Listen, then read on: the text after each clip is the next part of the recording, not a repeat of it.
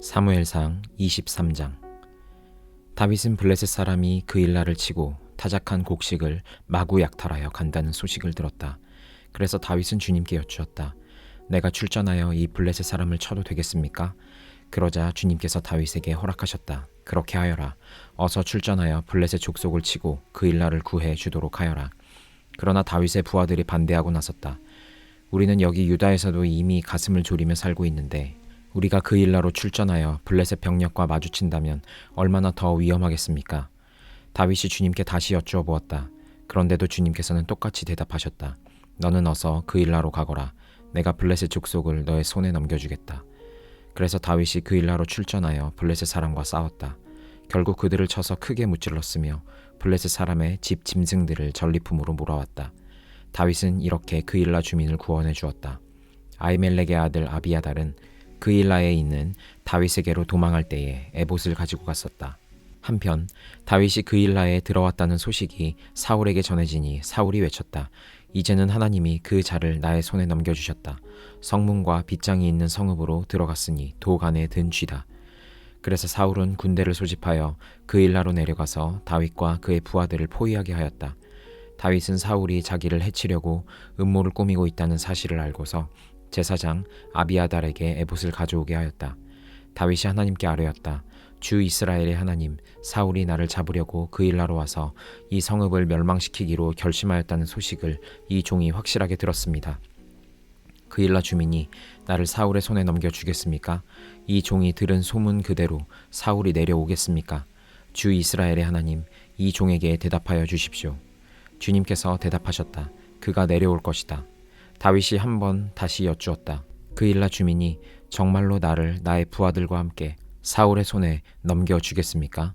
주님께서 대답하셨다. 넘겨줄 것이다. 그래서 다윗은 600명쯤 되는 부하를 거느리고 그일라에서 벗어나 떠돌아다녔다. 다윗이 그일라에서 빠져나갔다는 소식이 사울에게 알려지니 사울은 출동하려다가 그만두었다. 그리하여 다윗은 광야의 산성을 찾아다니며 숨어서 살았다. 그는 바로 십광야의 산간지역에서 살았다. 그동안 사울은 날마다 다윗을 찾았지만 하나님이 다윗을 사울의 손에 넘겨주지 않으셨다. 그래서 사울이 다윗의 목숨을 노리고 출동할 때마다 다윗이 그것을 다 알고서 피하였다. 다윗이 십광야의 호레스에 있을 때에 사울의 아들 요나단이 호레스로 다윗을 찾아와서 하나님을 굳게 의지하도록 격려하였다. 그는 다윗에게 말하였다. 전혀 두려워하지 말게.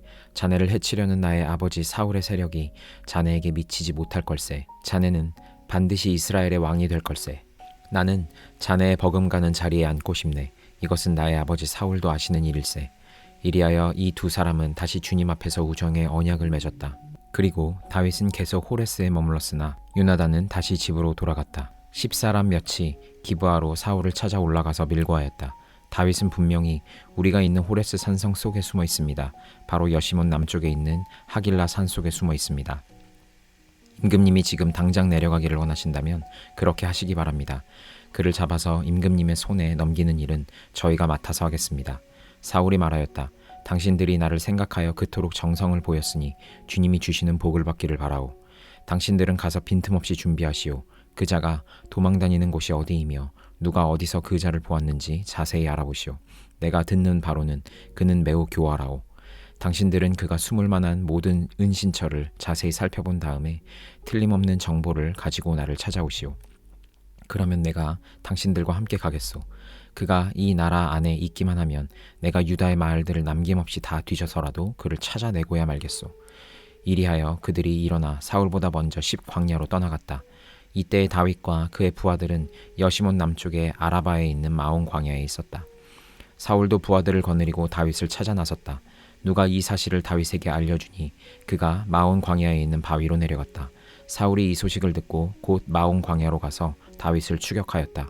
이리하여 사울은 산 이쪽에서 쫓아가고 다윗과 그의 부하들은 산 저쪽에서 도망하게 되었다. 이렇게 다윗은 사울을 피하여 급히 도망하고 사울과 그의 부하들은 다윗과 그의 부하들을 잡으려고 포위를 하는데 갑자기 전령한 사람이 사울에게 와서 블레셋 족속이 쳐들어왔으니 어서 돌아가야 한다고 보고하였다. 사울은 다윗을 추격하다 말고 돌아가서 블레셋 족속을 맞아 싸우러 나갔다. 그리하여 그곳 이름을 셀라 하마느곳이라고 부른다. 다윗은 엔게디 산성에 올라가 거기에 머물러 있었다. 고린도전서 4장. 사람은 이와 같이 우리를 그리스도의 일꾼이요 하나님의 비밀을 맡은 관리인으로 보아야 합니다. 이런 경우에 관리인에게 요구하는 것은 신실성입니다. 내가 여러분에게서 심판을 받든지 세상 법정에서 심판을 받든지 나에게는 조금도 문제가 되지 않습니다. 그뿐만 아니라 나도 나 자신을 심판하지 않습니다. 나는 양심에 거리끼는 것이 없습니다. 그러나 이런 일로 내가 의롭게 된 것은 아닙니다. 나를 심판하시는 분은 주님이십니다. 그러므로 여러분은 주님께서 오실 때까지는 아무것도 미리 심판하지 마십시오. 주님께서는 어둠 속에 감추인 것들을 환히 나타내시며 마음속의 생각을 드러내실 것입니다. 그때 사람마다 하나님으로부터 칭찬을 받을 것입니다. 형제자매 여러분, 나는 여러분을 위하여 이 모든 일을 나와 아볼로에게 적용하여 설명하였습니다. 그것은 기록된 말씀의 범위를 벗어나지 말라는 격언의 뜻을 여러분이 우리에게 배워서 어느 한 편을 들어 다른 편을 얕보면서 뽐내지 않도록 하려는 것입니다. 누가 그대를 별다르게 보아줍니까? 그대가 가지고 있는 것 가운데서 받아서 가지지 않은 것이 무엇이 있습니까? 모두가 받은 것이라면 왜 받지 않은 것처럼 자랑합니까? 여러분은 벌써 배가 불렀습니다. 벌써 부자가 되었습니다. 우리를 제쳐놓고 왕이나 된 듯 행세하였습니다. 여러분이 진정 왕처럼 되었으면 좋겠습니다. 그렇게 하여 우리도 여러분과 함께 왕노릇하게 되면 좋겠습니다. 내가 생각하기에 하나님께서는 사도들인 우리를 마치 사형수처럼 세상에서 가장 보잘것없는 사람들로 내놓으셨습니다. 우리는 세계와 천사들과 사람들에게 구경거리가 된 것입니다. 우리는 그리스도 때문에 어리석은 사람이 되었지만 여러분은 그리스도 안에서 지혜 있는 사람이 되었습니다. 우리는 약하나 여러분은 강합니다. 여러분은 영광을 누리고 있으나 우리는 천대를 받고 있습니다. 우리는 바로 이 시각까지도 줄이고 목마르고 헐벗고 얻어맞고 정처 없이 떠돌아다닙니다. 우리는 우리 손으로 일을 하면서 고된 노동을 합니다. 우리는 욕을 먹으면 도리어 축복하여 주고 박해를 받으면 참고 비방을 받으면 좋은 말로 응답합니다. 우리는 이 세상의 쓰레기처럼 되고 이제까지 만물의 찌꺼기처럼 되었습니다. 내가 이런 말을 쓰는 것은 여러분을 부끄럽게 하려는 것이 아니라 나의 사랑하는 자녀들같이 훈계하려는 것입니다. 그리스도 안에서 여러분에게는 1만 명의 스승이 있을지 몰라도 아버지는 여럿이 있을 수 없습니다. 그리스도 예수 안에서 복음으로 내가 여러분을 낳았습니다. 그러므로 나는 여러분에게 권합니다. 여러분은 나를 본받는 사람이 되십시오. 이 일 때문에 나는 디모데를 여러분에게 보냈습니다. 그는 주님 안에서 얻은 나의 사랑하는 신실한 아들입니다.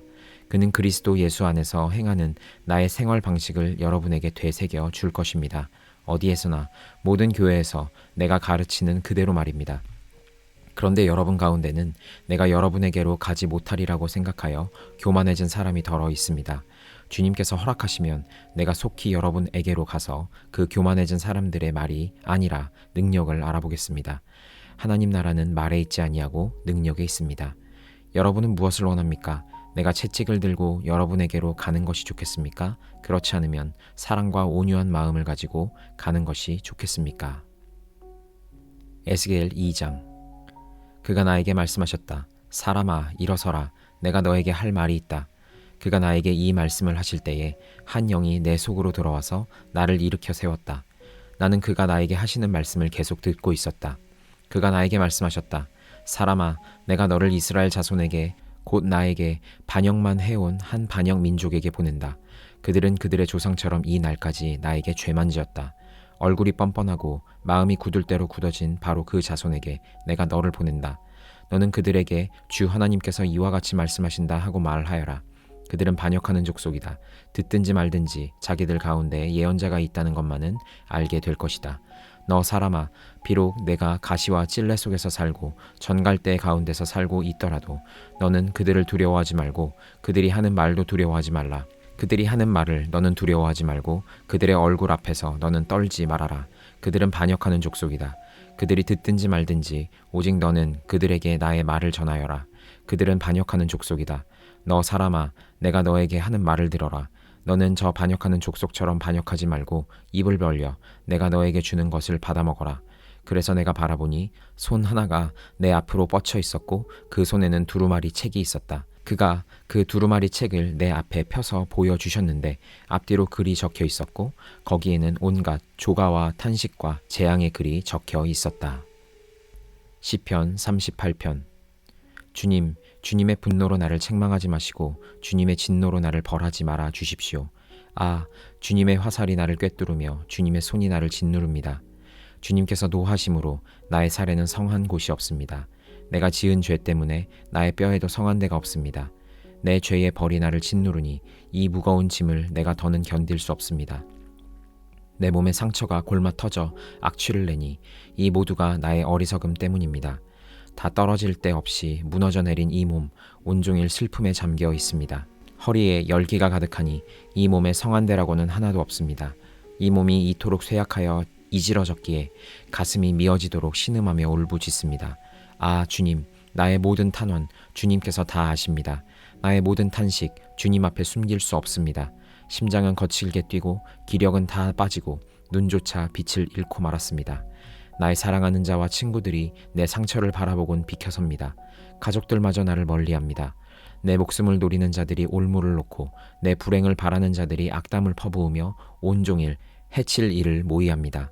그러나 나는 아예 귀머거리가 되어 듣지 않았고 벙어리가 되어 입을 열지 않았습니다. 참으로 나는 듣지 못하는 사람처럼 되었고 입은 있어도 항변할 말이 없는 사람처럼 되었습니다. 주님, 내가 기다린 분은 오직 주님이십니다. 나의 주, 나의 하나님, 나에게 친히 대답하여 주실 분도 오직 주님이십니다. 내가 재난에 빠져 있을 때에 주님께 기도하였습니다. 내 원수들이 나를 비웃지 못하게 하시고 나의 발이 힘을 잃고 비틀거릴 때에도 그들이 나를 보고 우쭐거리지 못하게 해 주십시오. 나는 곧 쓰러질 것 같으며 고통은 잠시도 나를 떠나지 않습니다. 진정으로 나는 나의 잘못을 털어놓고 나의 죄 때문에 괴로워하지만 강력한 나의 원수들은 점점 많아지기만 하고 나를 까닭없이 미워하는 자들도 점점 불어나기만 합니다. 나의 선을 악으로 갚는 저 사람들은 내가 그들의 유익을 도모할 때 오히려 나를 대적합니다. 주님, 나를 버리지 말아 주십시오. 나의 하나님, 나를 멀리하지 말아 주십시오.